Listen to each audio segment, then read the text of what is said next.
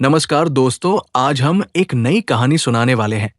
ये कहानी ना सिर्फ भारत के गर्व की, बल्कि भारत के सम्मान की बात है। इंदिरा गांधी अंतर्राष्ट्रीय हवाई अड्डा, दिल्ली। सुबह के 5 बज रहे थे। एयरपोर्ट की चमकदार रोशनी में एक संत की छवि किसी परछाई की तरह धीरे धीरे प्रवेश कर रही थी।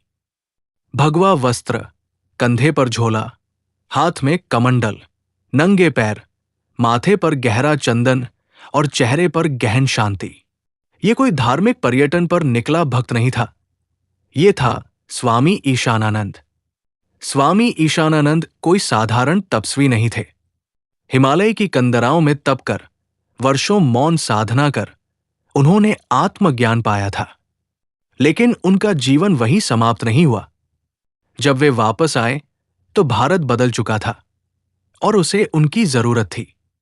आज वे अमेरिका की यात्रा पर थे, जहां उन्हें एक अंतर्राष्ट्रीय सम्मेलन में योग, ध्यान और वैश्विक शांति पर भाषण देने के लिए बुलाया गया था।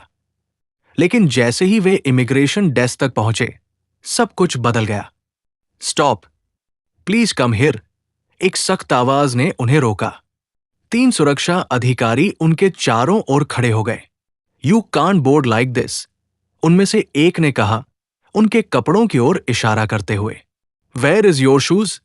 Do you have a visa? ID? Swami ने शांति से अपना पासपोर्ट और वीजा आगे बढ़ाया।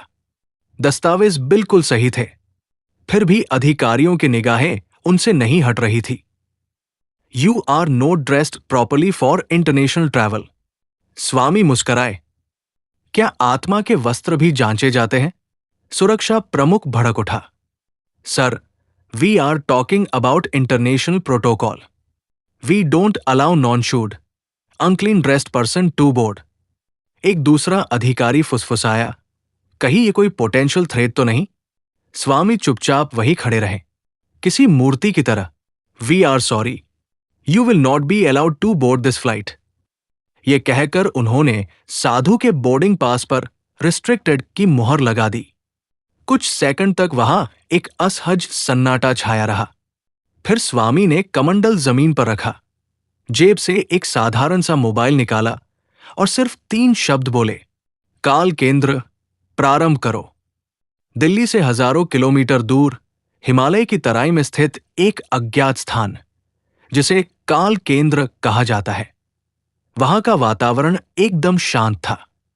पक्षियों की चहचहाहट, हवा की सनसनाहट और एक ऊंचे टॉवर के भीतर कंप्यूटर स्क्रीन की टिमटिमाहट ही जीवन के चिन्ह दे रहे थे। जैसे ही स्वामी ईशानानंद का कोड सक्रिय हुआ, केंद्र में रेड लाइट जल उठी। Code 108 activated. एक महिला ने संयमित स्वर में कहा, स्वामी ईशानानंद?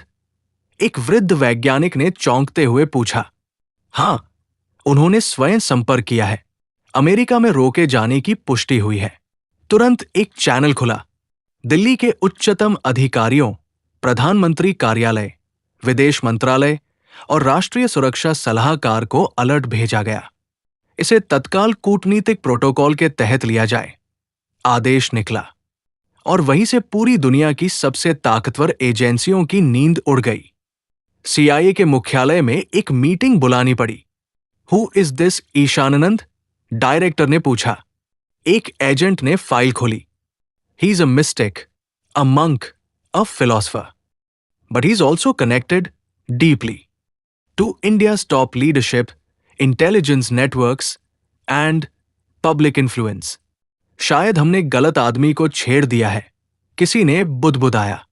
एक विशेष विमान तुरंत भारत से वॉशिंगटन की तरफ भेजा गया।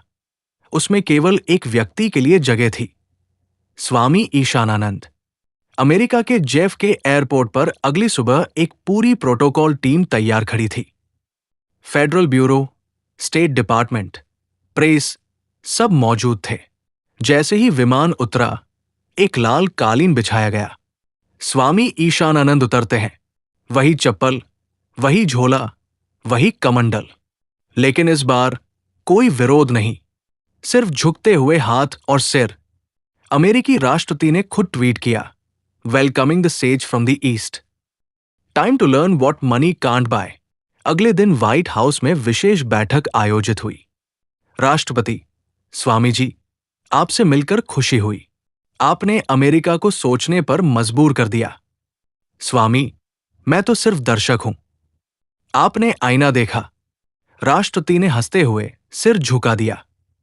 स्वामी का पहला सार्वजनिक भाषण न्यूयॉर्क टाइम्स स्क्वायर में हुआ। लाखों की भीड़, कैमरे, माइक, पत्रकार। हमने मशीनें बना ली, लेकिन मनुष्य खो दिया। हमने आसमान छू लिया, लेकिन आत्मा गिरा दी। पूरा अमेरिका सुन रहा था।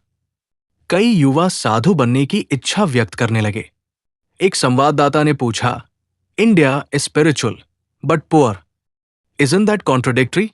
स्वामी ने उत्तर दिया, हमने वो संपत्ति चुनी जो कभी छीन नहीं सकती। तुमने वो चुनी जो कभी टिक नहीं सकती। स्वामी का असली मकसद सामने आता है, एक आध्यात्मिक ग्लोबल नेटवर्क बनाना, जहां विश्व के हर देश के युवाओं को आत्मचिंतन, योग और ध्यान का प्रशिक्षण मिले। यूएन में प्रस्ताव रखा गया। अप्रत्याशित रूप से अमेरिका, फ्रांस, जापान, रूस सभी समर्थन में आ गए।